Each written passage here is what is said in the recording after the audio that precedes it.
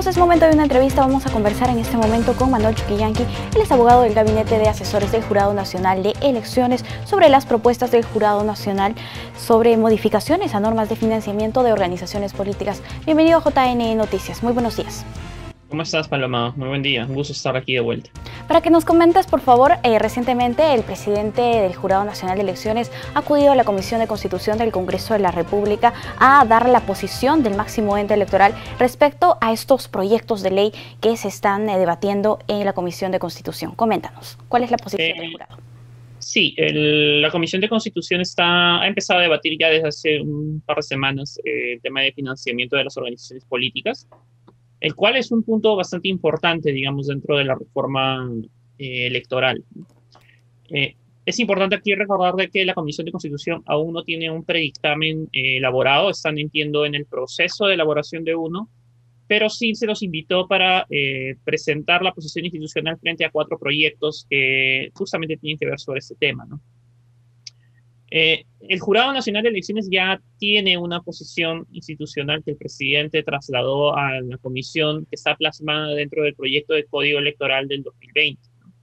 Es así de que algunos de los proyectos que fueron analizados ese día no eran completamente compatibles con las propuestas que estaba lanzando el proyecto de código, ¿no? Así, por ejemplo, tenemos de que algunos de esos proyectos planteaban la reducción de los topes para los aportes individuales a las organizaciones políticas.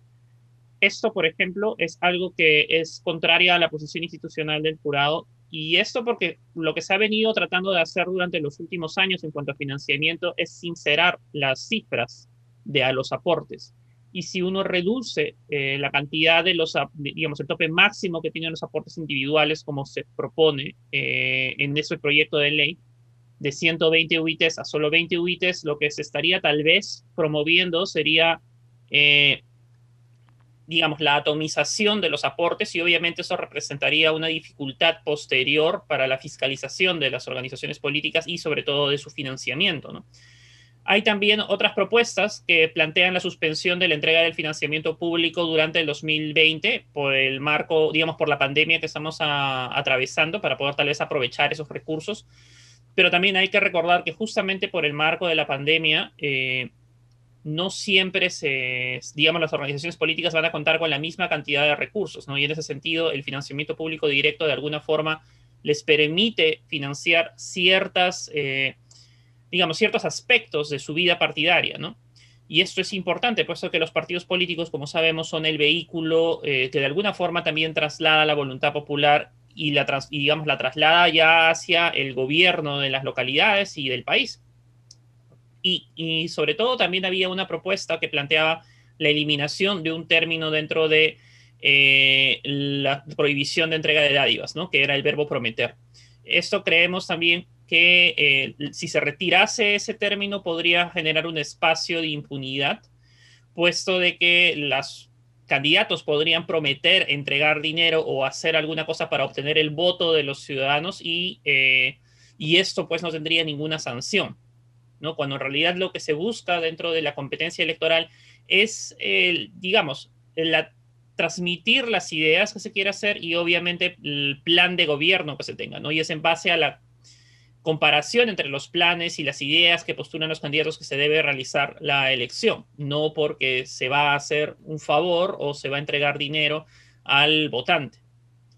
Claro, y ahí podría entrar también la entrega de dádivas, ¿no?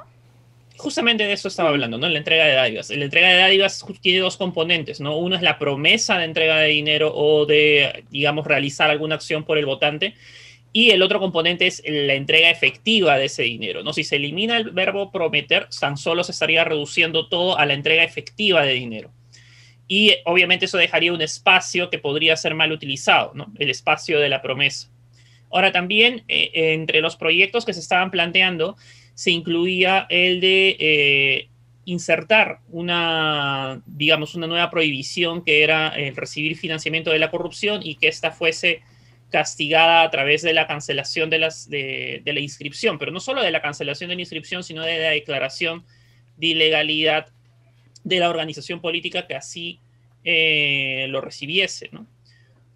Ahora, aquí el Jurado Nacional de Elecciones también tiene una posición, ¿no? Primero es que es importante y necesario insertar sanciones políticas en el marco del financiamiento de las organizaciones políticas, ¿no? La ley vigente solamente establece como única sanción las multas. Es decir, si una organización política infringe el financiamiento de las reglas del financiamiento, solo tendría que pagar una multa, que es la sanción que impone OMPE.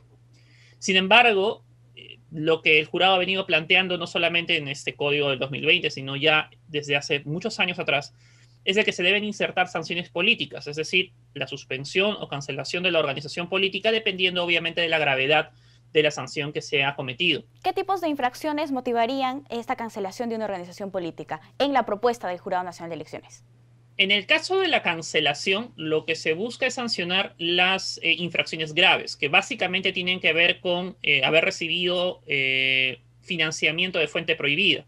Financiamiento de fuente prohibida es obviamente todo aquello que no está permitido por la ley, que puede ser, por ejemplo, haber recibido financiamiento de una persona jurídica, es decir, una empresa, ¿no? Con fin de lucro, o incluso cualquier persona jurídica que tenga registro en el país. Pero también tiene que ver con la entrega de financiamiento de aquellas personas que han sido condenadas por una serie de delitos, como los delitos contra la administración pública, terrorismo, narcotráfico. Y entre los delitos de la administración pública encontramos a la corrupción. En la propuesta del jurado, obviamente, se señala de que este tipo de conductas, ¿no? Primero tendrían que ser sancionadas con una multa y eventualmente podrían llegar a la cancelación de la organización política en caso de reincidencia, ¿no? Algo similar ocurre también para la suspensión. En el caso de la suspensión ya no se trata de infracciones muy graves, sino se trata de infracciones leves y graves.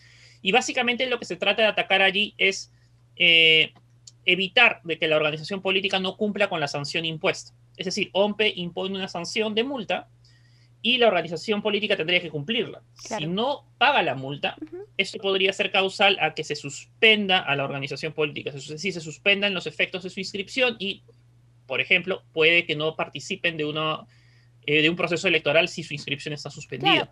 ¿Y qué dice la norma vigente respecto a esto, a las organizaciones políticas que no pagan las multas? ¿Cuál es la normativa?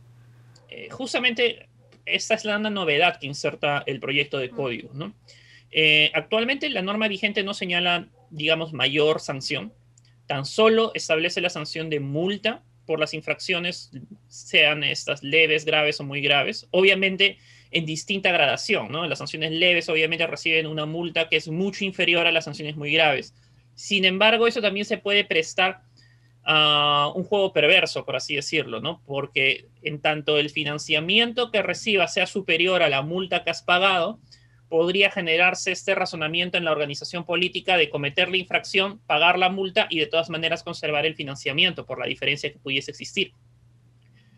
Entonces, lo que plantea el Jurado Nacional de Elecciones es de que se inserten sanciones políticas, de que se sancione a las organizaciones, especialmente aquellas que reciben financiamiento de fuente prohibida, como ya sea de condenados por la corrupción o terrorismo o narcotráfico u otros delitos graves, para evitar que justamente las organizaciones políticas que reciban esta clase de financiamiento tengan una chance de participar dentro del sistema de partidos y obviamente puedan conseguir representantes, ya sea en el Parlamento o ya sea en los ejecutivos, ¿no? Ya sea la presidencia de la República o las gobernaciones regionales o las alcaldías, ¿no?